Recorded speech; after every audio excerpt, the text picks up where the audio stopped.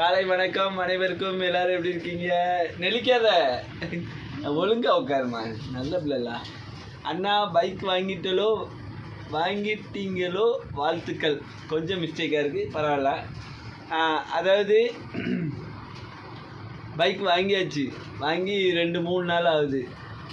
வாங்கி 3 பேர்த்தையும் பானாசம் குளிக்க போயிட்டு வந்து இடையில கொஞ்சம் நின்றுச்சு வண்டி. இப்போ வண்டி வேலைக்கு விட்ருக்கேன். ஒரு சின்ன வேலை தான், ஒரு 300-400 கேட்பான்னு வச்சுங்களேன். பெட்ரோலில் கொஞ்சம் அடப்பு இருக்குது. அது பேர் என்னது, கார்பரேட்டில் கொஞ்சம் க்ளீன் பண்ணி போட்டால் சரியாக வந்துடும். பைக்கு எடுத்து 2 நாள்லேயே ஒரு செலவு வந்துருச்சு.